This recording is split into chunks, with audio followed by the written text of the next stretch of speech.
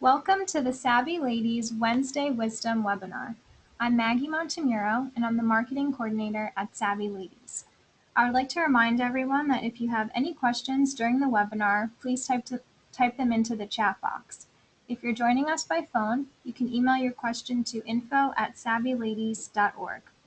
Today's presenter is Melissa Rapoport, health counselor and food relationship expert. She is the founder of Melissa Rapoport Health Counseling, a results-oriented health coaching practice dedicated to transformational personal health and wellness. Melissa is an international best-selling author of Cultivating Joy and Wisdom of Midlife Women. Melissa combines her graduate work in developmental psychology with her education in health and coaching to create programs that result in lifetime change. Thank you for being with us, Melissa, and let's get started. Welcome. So welcome to Forget Resolutions, how to reach your ideal weight, eat for success, and create new food habits in 5 easy steps. As Maggie mentioned, my name is Melissa Rapoport, and I call myself a food relationship transformer, meaning I help people change their relationship with food for the rest of their lives. And as Maggie mentioned, one of the things that makes my approach so different and successful is that I utilize my master's in developmental psychology and apply it to my certification in nutrition and health to help my clients uncover and change long-held patterns. And here's the good news. It's not about willpower. The answer is usually right under our nose. So let's get started.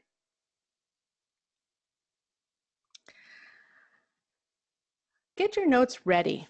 You want to have a paper and pen handy because we're going to create your 2016 Food Freedom Blueprint.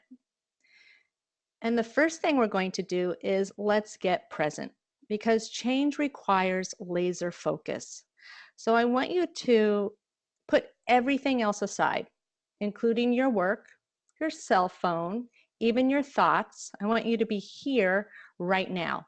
And to do that, we're going to start with a breathing exercise. So close your eyes, put your feet flat on the floor, straighten your back, put your hands on your thighs, and take a deep breath in through your nose and out through your mouth. A deep breath in through your nose and out through your mouth. Deep breath in and let it out. And still with your eyes closed, I want you to take your focus to the top of your head. And do you have mind chatter or are your thoughts still? Are you clenching your jaw? Do you have a headache? Moving down to the back of your neck and your shoulders, are they tight or are you relaxed? Moving to your chest, does it feel open or constricted? Are you able to breathe deeply or are your breaths shallow? Moving down to your stomach, what do you feel in your stomach? And your joints. How is your mood? Your emotions? And your energy? And do you feel that anywhere in your body?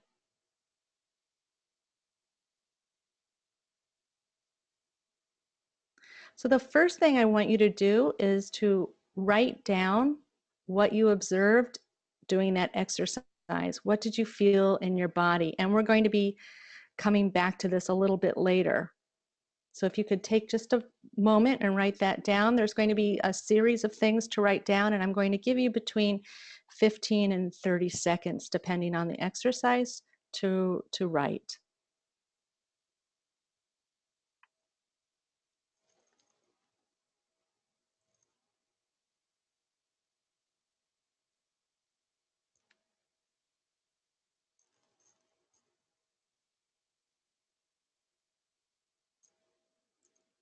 Great, so moving on.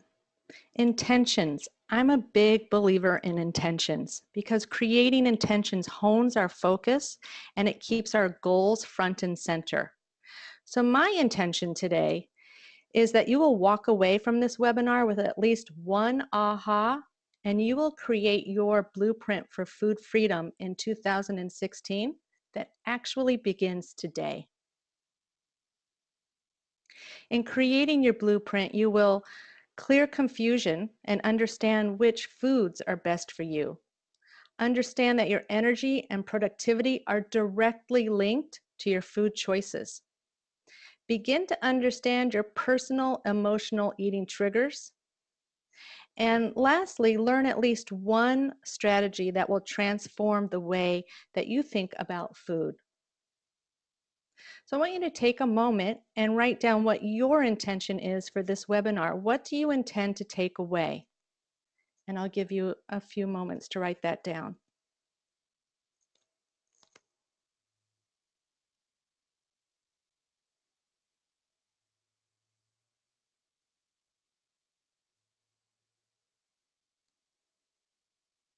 Perfect.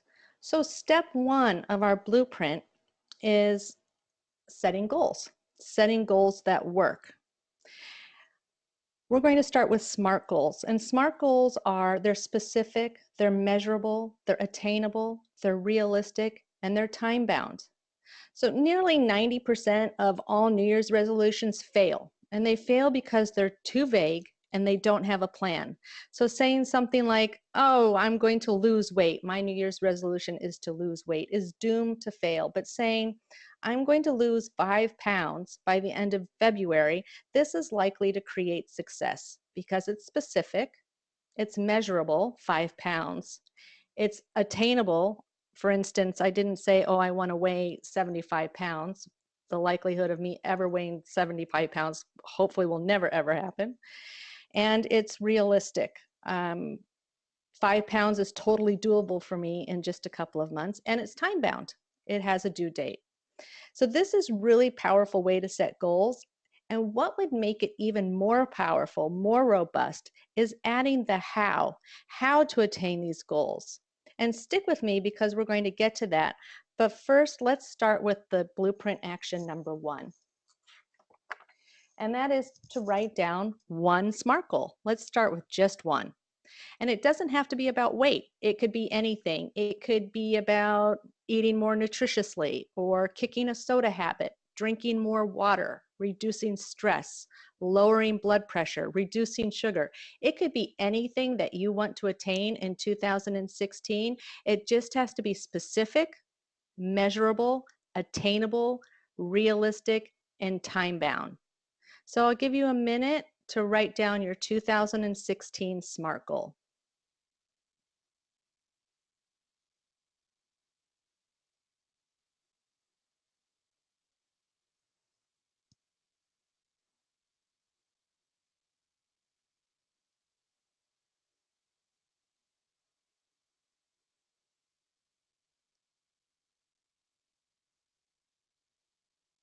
Great, so let's go on to step number 2.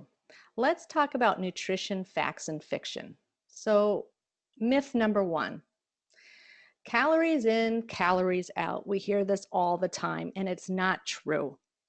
Not all calories are created the same. Your body will utilize 1,000 calories of avocado, for instance, very differently than it will use 1,000 calories of potato chips. And without trying to convince you with science, I'll use a real life example. I had a client who went to Jenny Craig, and she lost a certain amount of weight sticking to their diet and eating their boxed food. And she was working out a lot. Her calories out far exceeded her calories in. And yet she plateaued.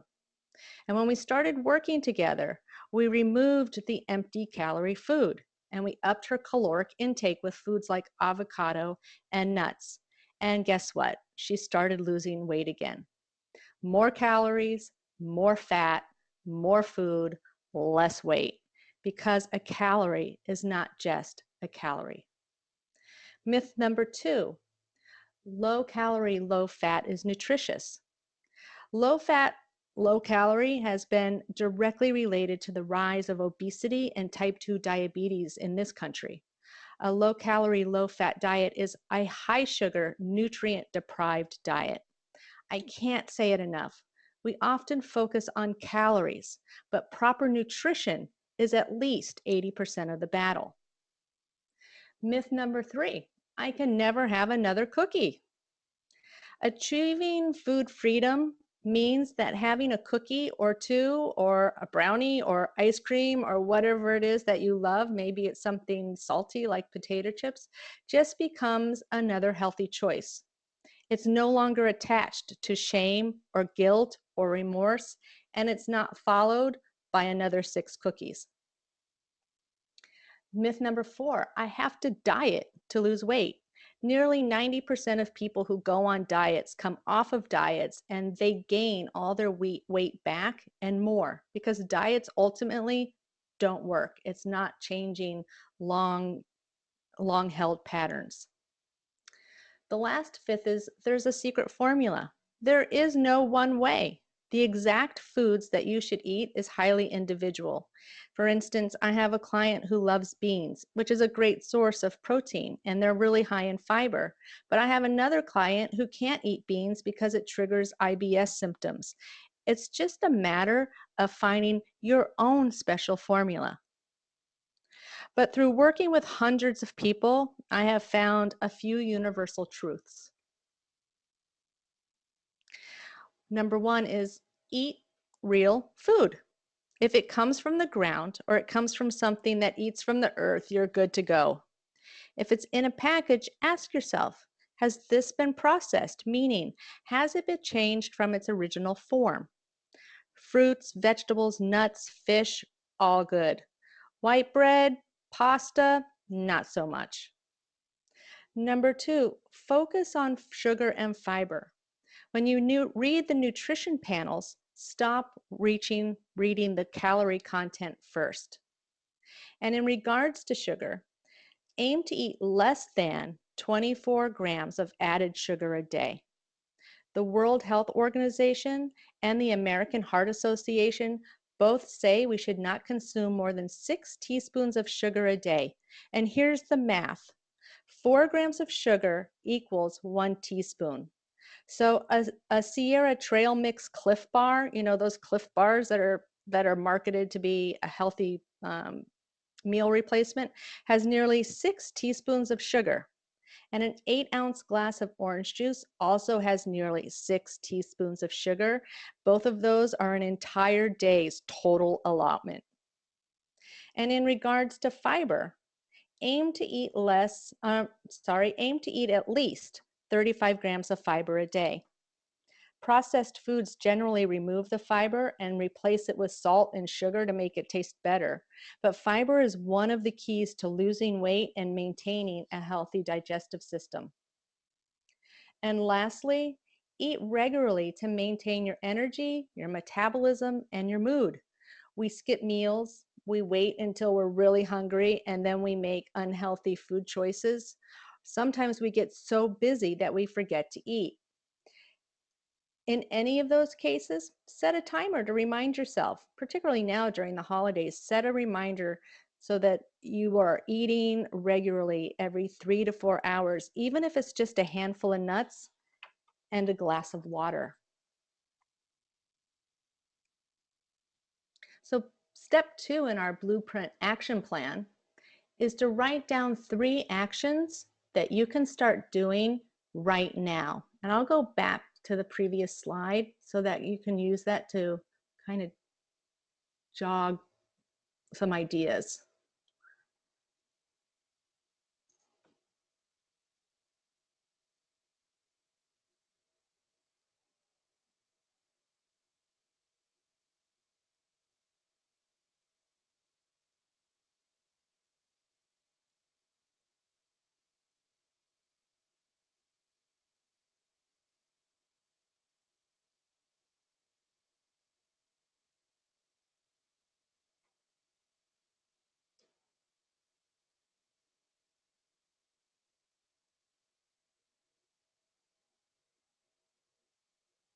Awesome. Let's go on to step number 3. Understanding emotional eating. This is a big one for a lot of people. So here's Jess, the main character of New Girl, saying, I feel like I want to murder someone, and also I want soft pretzels. Now, of course, I can't say it with the same humor she does. And you might be giggling because this is a familiar feeling. And these two feelings might seem like two distinct feelings, but they are totally connected. Because cravings are our body's way of communicating. It's like a siren going off telling us to pay attention. So when you find yourself having a craving, ask yourself, okay, what's going on here? I mean, really stop and ask yourself, what is going on here? Identify what's going on, and then ask yourself, am I feeling thirsty? That's the first one. We very often, when we are dehydrated, it triggers hunger feelings because we can get hydration from some of the foods that we eat. But the first thing is to ask yourself if you're thirsty. If you're thirsty, have some water. And even if you're not thirsty and it's one of these other triggers, have a glass of water anyway because it will help take the edge off. Then ask yourself, am I hungry? And if you're hungry, stop and eat some real food. If you're neither of these, ask yourself, am I feeling tired, lonely, happy, angry, rewarded, frustrated, bored? Am I sad? Am I feeling pain? Sometimes when people have headaches, they feed their headache. Am I social eating because I'm around other people who are eating? Am I drinking alcohol, which lowers our inhibition? So am I eating because I'm drinking alcohol? Am I eating out of association? So for instance, every single time I go to a movie, and it doesn't matter if I just ate dinner, movie, popcorn, those two things go together for me. So am I eating because of association? Another common one is sitting on the sofa in front of the television and eating. So am I eating by association? And am I eating to fill time? And there's dozens of others. You might be thinking right now of some that pertain to you. And that leads us to the next blueprint action, step number 3. Write down some of these reasons that resonate to you. Write down the reasons that you might be eating when you're not hungry. And I'll go back to the previous slide so you can use that. And then you can also add your own.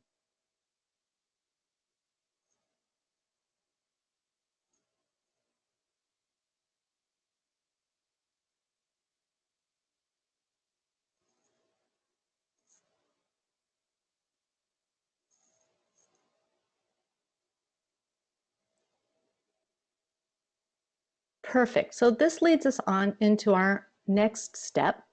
And step 4 is taking stock. Our weight is rarely an isolated event. Most often when we feel heavy in our bodies, we're also feeling heavy in other areas of our life. And I wrote some of those areas down: finances, career, home, our relationships. That could be our friends, that it could also be our family, our romantic partner or our lack of a romantic partner, our social life. Sometimes we feel deprived socially. Our spirituality, and that's not necessarily religion. That could be a meditation practice, or it could be taking walks in nature, but somehow connecting to that spiritual sense of ourselves. Community, our creativity. Is our creativity getting activated? Our feelings of joy, our education, our overall health, in addition to our mental health, our self-care. Are we taking care of ourselves? And our level of fitness. And on the left here, you'll see it's a current client. It's her wheel of life, and her entry point was her weight and her general health. But you can also see that she's struggling with her social life and feelings of joy and creativity, and her spirituality and her physical activity. 2 months later, by the way, she reports being the happiest she's been in over 10 years. And I can tell you this from personal experience. I went through a really hard time in my life where everything was falling apart: my marriage, my cafe business, my finances, my home. And in one foul swoop, it seemed like I lost everything. And I woke up one morning with a really terrible pain in my chest, and I thought I was having a heart attack. And as a single mom of two girls, I was really scared. I thought, what happens if I am having a heart attack? And so I jumped in a cab and I went straight to the doctor, and the doctor said, your blood pressure is 180/90. You're one step away from a stroke. You absolutely must get your blood pressure down right away. And for the next month, I focused on my health. I brought my blood pressure down holistically. And as I focused on health, the other areas of my life started to improve because I created a plan and stuck to it. And the point being that everything is connected. So if you think about it this way, you have a bad day and you leave work and you yell at the cashier, and then you go home, and on your way home, you stop and you pick up a bag of donuts and you eat the donuts. Or if you look at it the reverse way, you eat a box of donuts and then you go to work and you yell at a coworker. Either way, it's all connected. So blueprint action number 4 is I ask you, what do you crave in life? And I'll go back a slide in case you need to see the categories. But in addition to your health, what areas of your life needs attention? I'll give you a moment to write that down.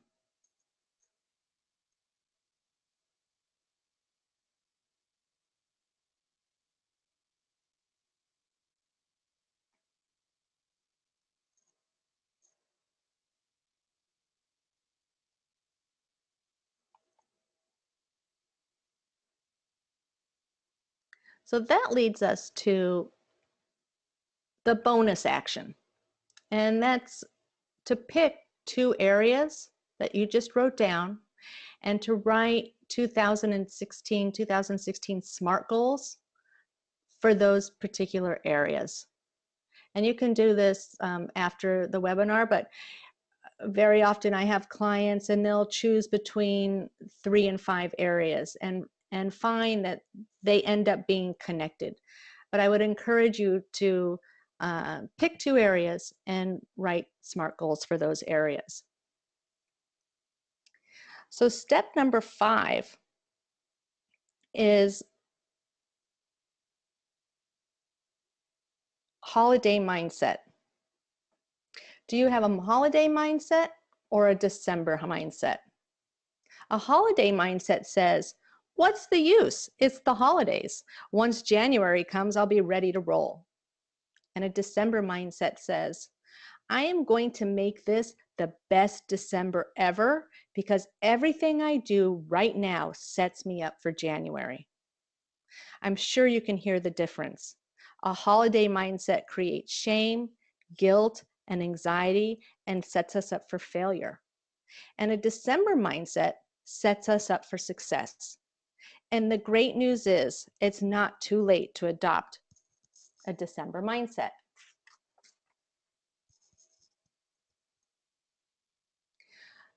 So for action number 5, our blueprint action number 5, we're going to bring it all together. And we're going to define, commit, and take action. So going back to your original SMART goal, at the very first thing that we did, we're now going to include the how you're going to achieve your goal. So going back to the example that I first created, my example was, I will lose 5 pounds by February. I'm now going to add the how. And my how is by keeping an emotions checklist, always asking myself, is this nourishing my body? And if the answer is no, eat real food. So when you put it all together, it is, I will lose 5 pounds by February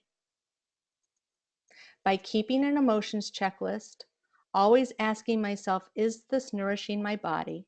And if the answer is no, then eat real food. So I'll give you a moment to refine your goal. Take your original goal and add the how. And I'll give you a moment to do that.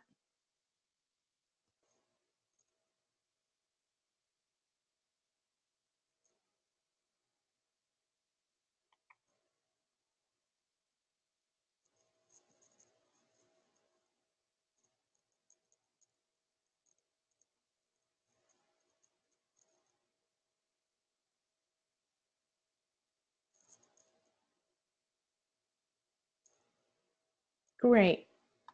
So the next thing we're going to do is commit.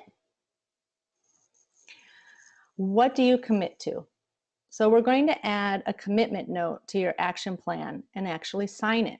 So an example from one of my clients is, I commit to eating nourishing foods, paying attention to my eating patterns, and I will find a healthy alternative to my soda habit. So what do you want to commit to for 2016? Very often the SMART goal and the commitment work together. So I want you to write down in first person, I commit to. It could be a sentence, it could be a couple of sentences. And then you're going to sign it and date it.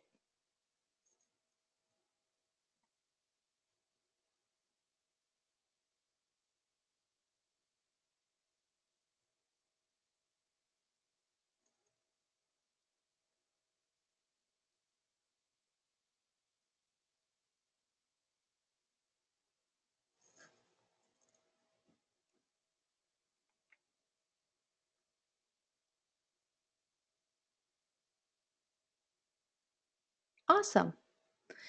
And now, start by taking committed action. Put it in your calendar. Read your blueprint every morning. And start today. Why wait? You can make it your most nutritious December ever and set yourself up for success going into January. And I can't tell you how powerful of a practice it is to read every morning what it is that you're trying to accomplish. Because what it does is it actually primes the brain so that we start to act in a way that creates the success that we want in those particular items.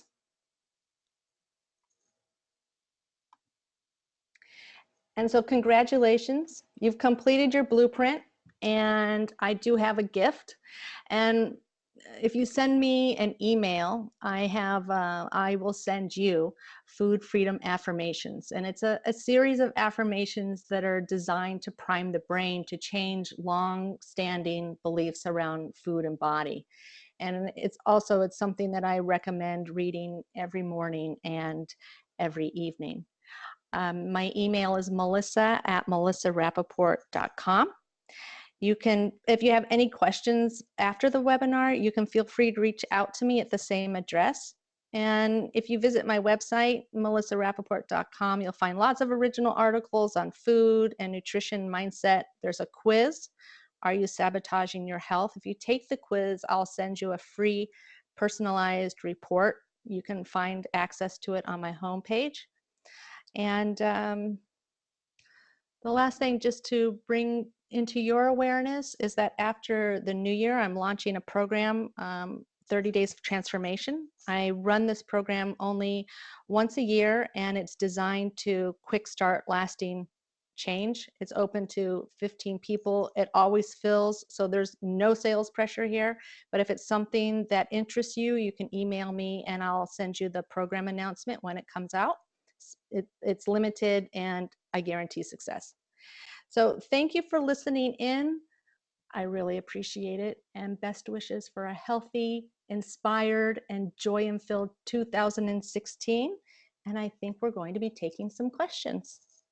Great, thanks Melissa. I just want to remind everyone that if you have any questions, you can type them into the chat box or you can send them through email. And we had a question that came in, which is, can you give me a strategy for politely saying no to food? I have a friend at work who loves to bake and brings brownies and cookies all the time. I don't want to hurt her feelings. Absolutely. And I think this really is about limits and boundaries. And as women, we tend to not want to hurt other people's feelings. And so we put their feelings first, even when that, kind of that voice in our heads are going, this isn't good for us. Um, I usually start by acknowledging the person and saying something like, wow, you worked so hard on these. Thank you so much. I would love to be able to accept them, but right now I'm not allowed to eat sugar, and I don't want to waste the cookies. So if you could give them to someone else, but I thank you so kindly for it.